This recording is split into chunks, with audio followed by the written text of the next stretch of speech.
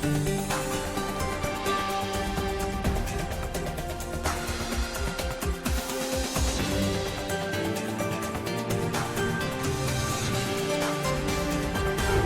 today's World Insight, competition, change, and cooperation, the global challenges to sustainable recovery. That's up for discussion at the recently concluded 2021 International Finance Forum. Valuable insights from the forum's political pundits and business leaders.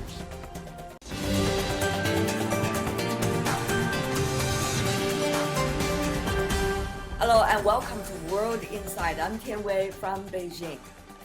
At a time of tremendous economic challenges exacerbated by geopolitics and the pandemic, the international financial sector is working to compare notes and seek solutions. That spirit is being demonstrated at the recently concluded International Finance Forum 2021 meeting in Guangzhou with a commitment to sustainable recovery. IFF is an independent international organization with support from global financial leaders. I hosted a panel there at the forum. A lot of food for thoughts.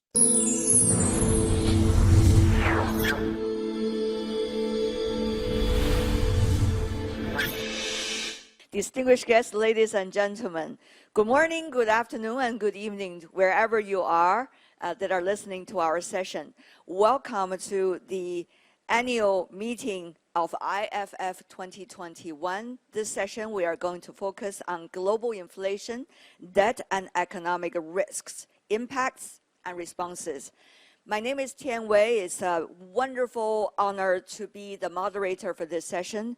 As you may know, large-scale stimulus packages around the world in response to the pandemic have already been, over the months, been bringing increasing continuous increase in global debt, while the ultra-loose monetary policies and zero interest rates in developed economies have also boosted inflation. So many are asking the question of when does the monetary policy in some of the developed economies going to shift, and what does that mean? Will U.S. Federal Reserve raise interest rates soon? A lot of questions to be answered, even though the situation are very fluid, but I'm so glad and honored to be joined by a very strong panel.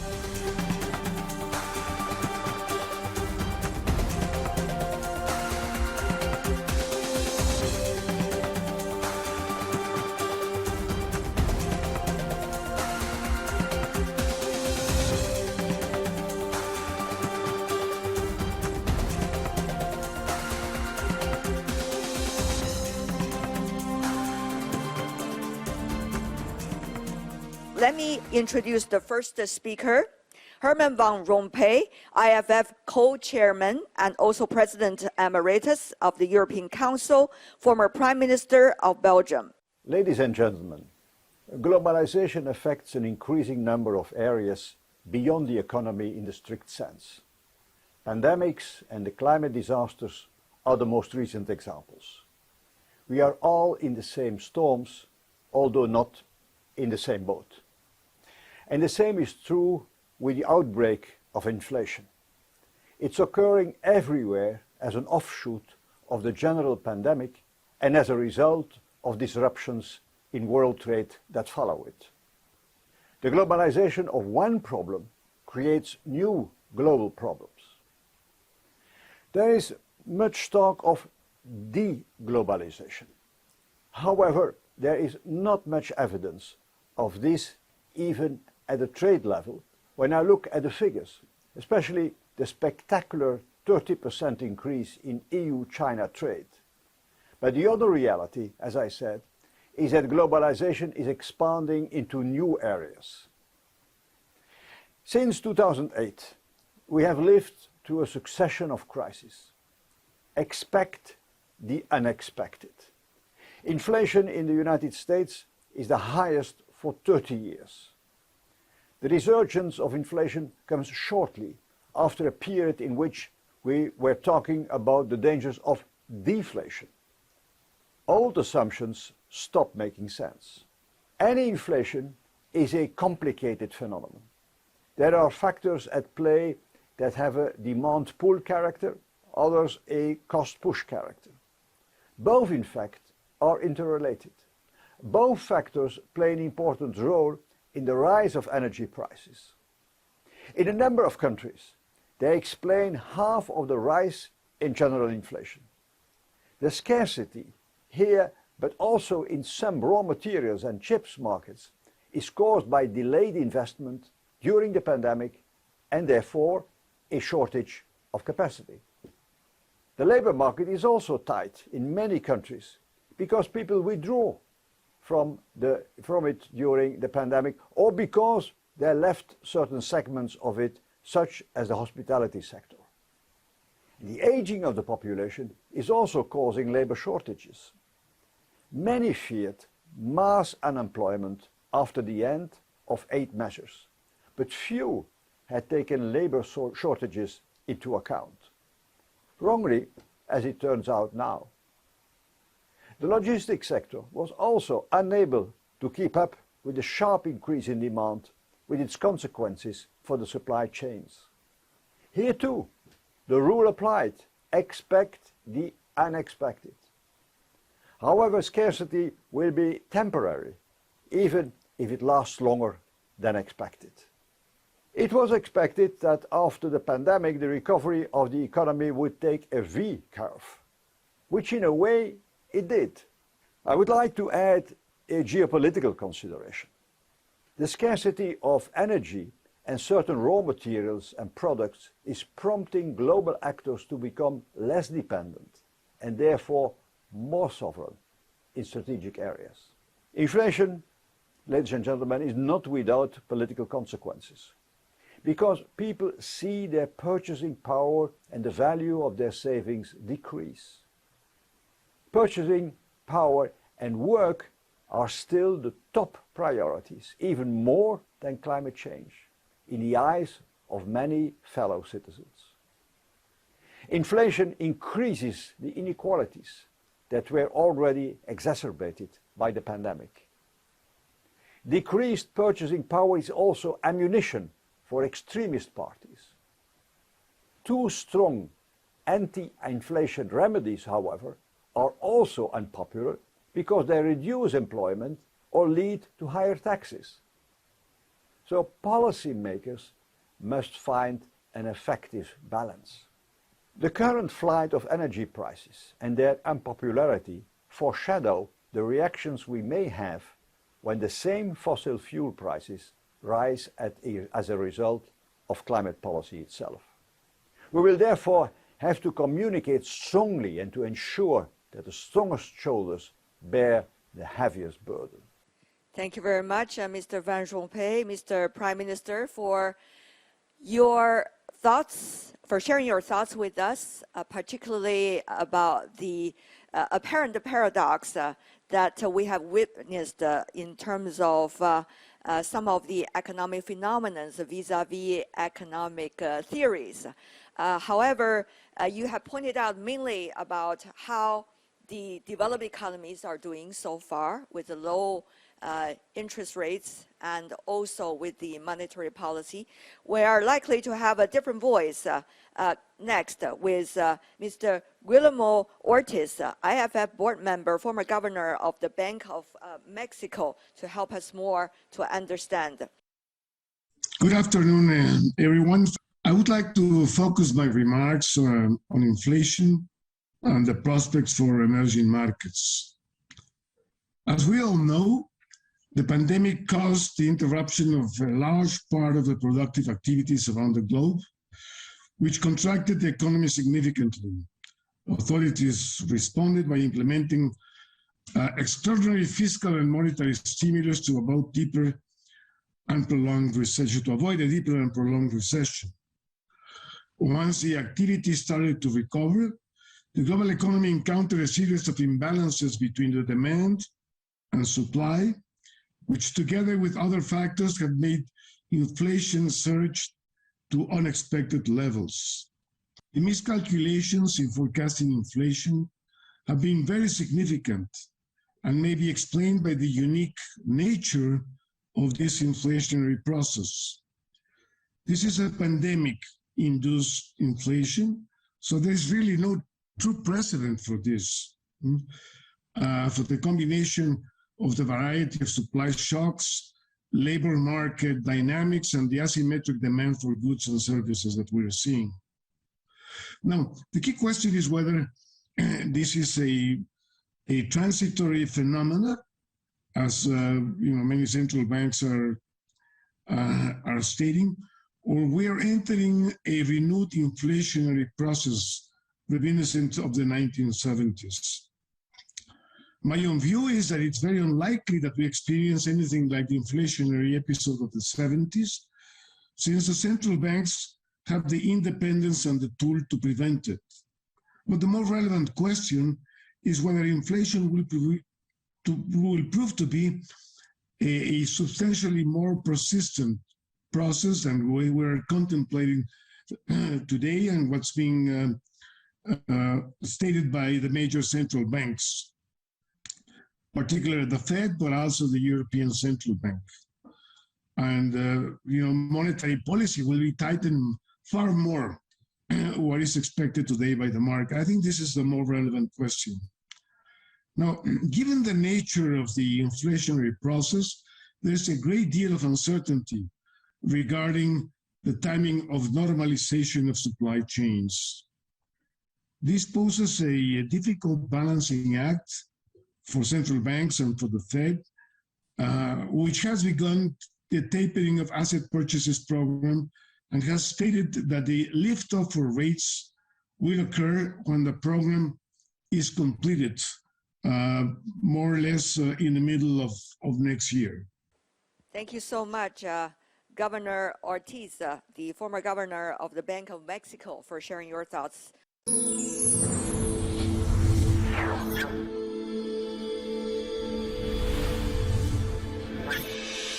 A lot of history, a lot of comparison throughout history on the U.S. economy and the tools that China still has in the hand in solving some of the problems within its border and probably having its impact beyond its border. Well, let's just touch on that briefly before we move on to another issue, which I will raise later. Well, I believe there is still uncertainty because the shortages are sectoral phenomena that inject the inflation. And this is headline inflation, by definition, is temporary. But then the reaction by not so much the central banks, but the general public could make this permanent. So it will be an art of managing expectations, and I hope they will succeed.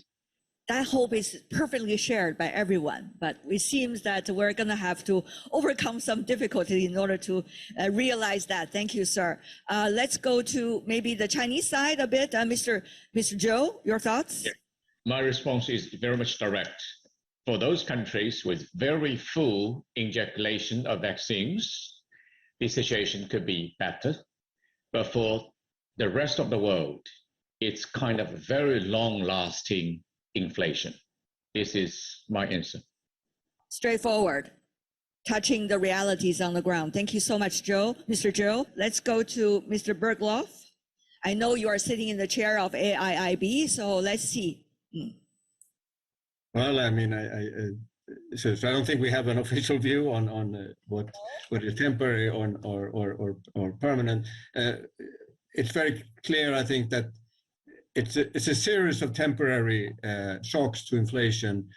The amounts in terms of impact in the short term to a more permanent.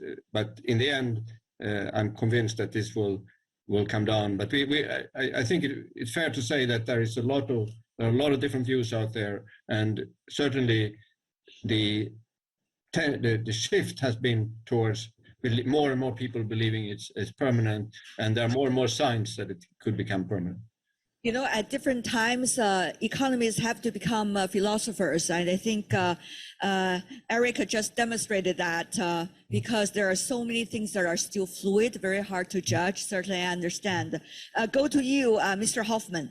Well, I'm a strong believer that it's temporary. I still see a lot of bottlenecks in the supply chain and the excess demand for manufacturing goods that has pulled up commodity prices. I think the structure of the world economy and a lot of domestic economy is very different from the 70s, where a big external shock, i.e. the oil price shock, caused permanent inflation in many ways, fed by loose monetary policies at that point in time as well.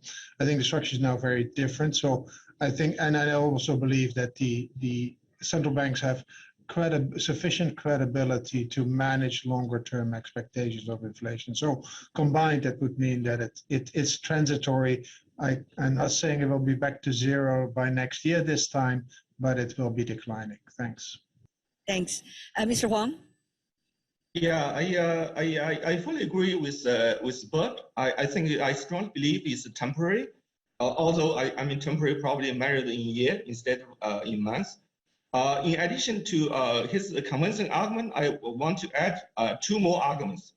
The point number one is that the global total demand for the next 2 years will still be weak, relative to the total supply. I.e., there is so much excess capacity on the supply side globally. So that means that to have a permanent inflation is very difficult because you have a supply capacity far bigger than demand. Number one. Number two, if you think about the U.S. economy, in 1945, the 10-year Treasury yield reached 1.55%. That was historic low.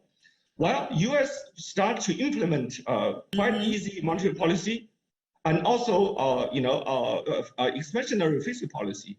It took over 10 years for the 10-year Treasury to climb from 1.55 to 4%.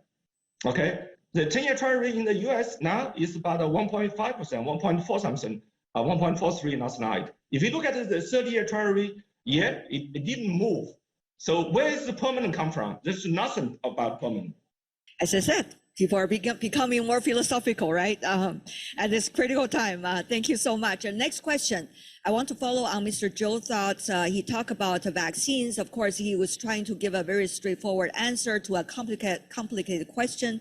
But I do want to ask all of you who are economists, well-respected from different perspectives, how much can global governance do now if we still have some degrees of global governance in terms of understanding the complexity and deal with the complexity of the pandemic and the geopolitics, as well as the different politics different countries these days have to deal with. To economists like you, what does that mean? Look, in solving the current dearth of vaccine, there seemed to be very little controversy and some competition between China and some of the Western countries may actually help because they will try to bring out more vaccines.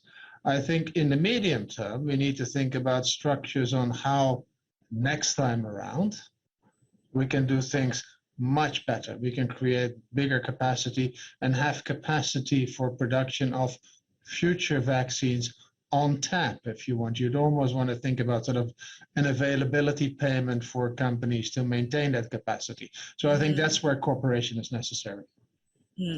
Mr. Siniscalco, how flexible economists and policymakers have to be these days?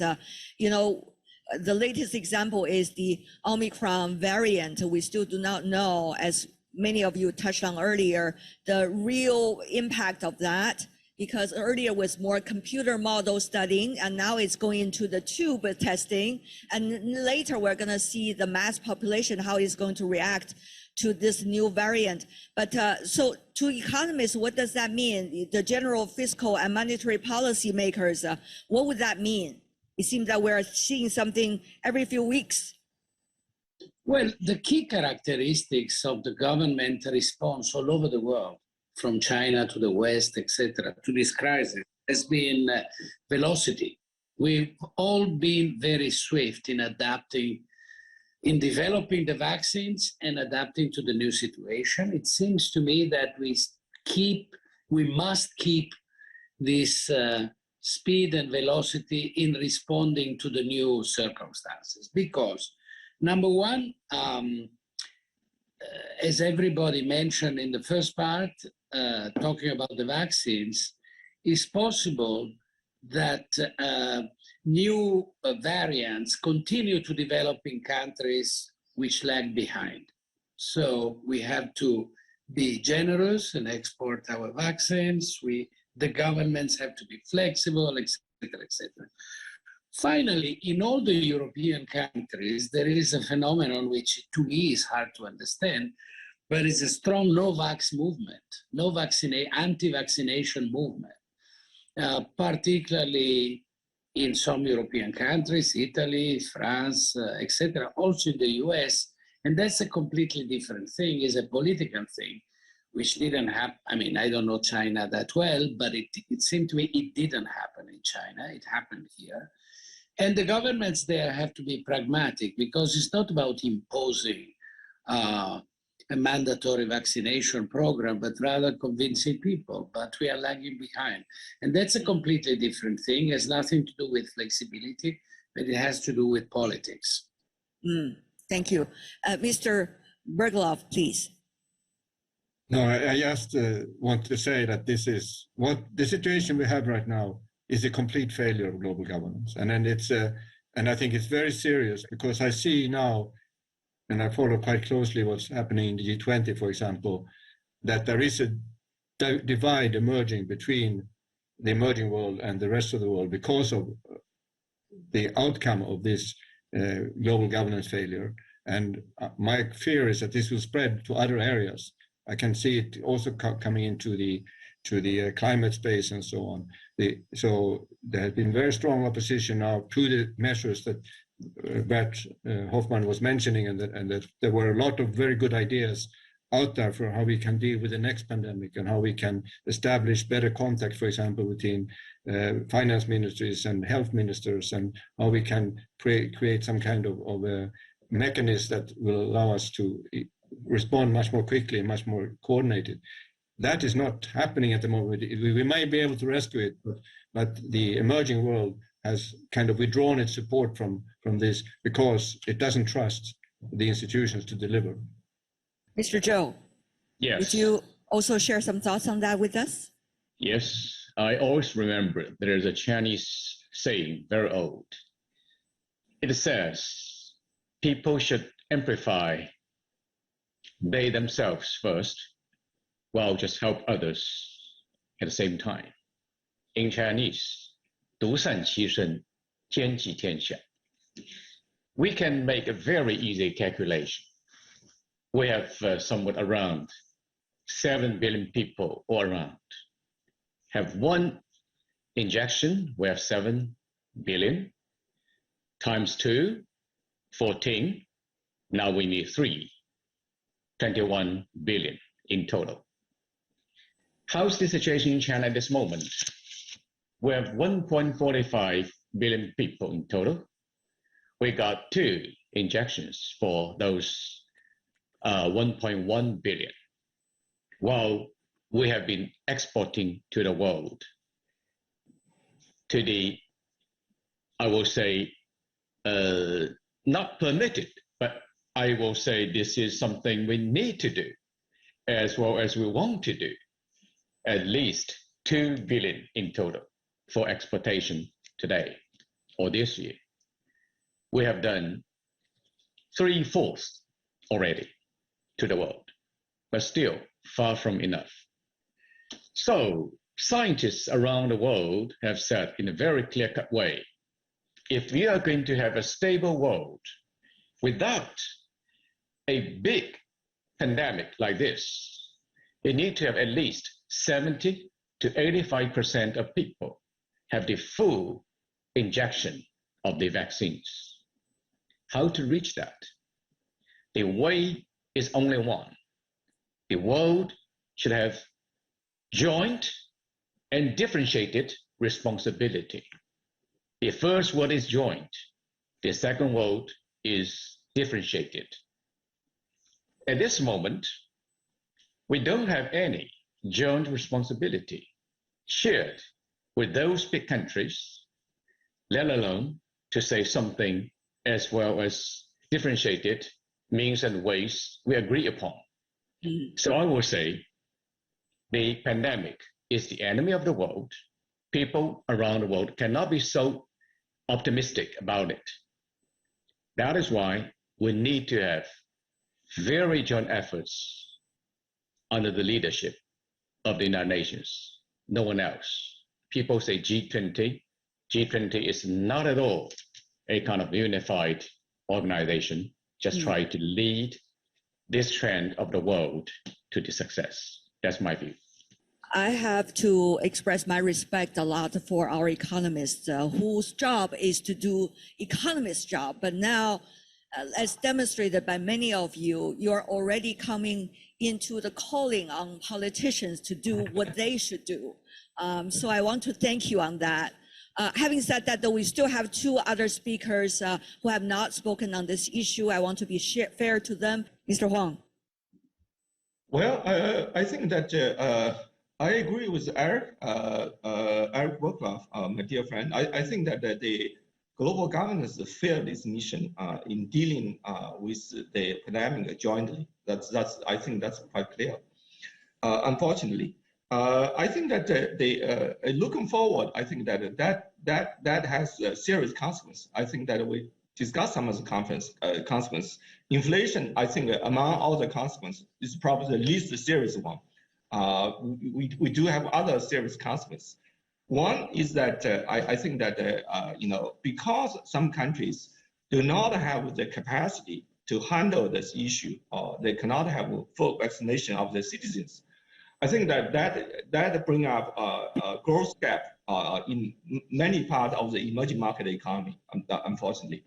Secondly, that I think that the advanced economy, U.S. in particular, is getting ready to tighten monetary policy already. So that probably will generate some turning point on global liquidity, and that already forced some emerging market economies to hike interest rate while the growth is far below normal. And I think that I see that those two serious consequences in the next year. Thank you very much, Mr. Huang, as well. Well, I think we are running out of time. I know we have a lot to share, and that is why the platform of IFF is extremely important for economists and all those who have great ideas about the economic and the fiscal side of our discussion to come together. I really appreciate every one of you, gentlemen, for sharing your thoughts with us and your insights.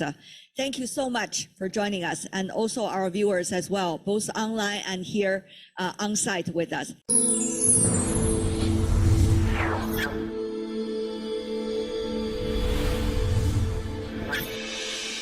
That's a discussion at the recently concluded International Financial Forum in Guangzhou. A lot of food for thoughts on how to make the recovery together. That's all the time we have for today. If you'd like to see more, search World Insight or check out our YouTube channel. Follow us on Twitter and Facebook. I'm Tian Wei. On behalf of my team, thanks for watching. Bye for now.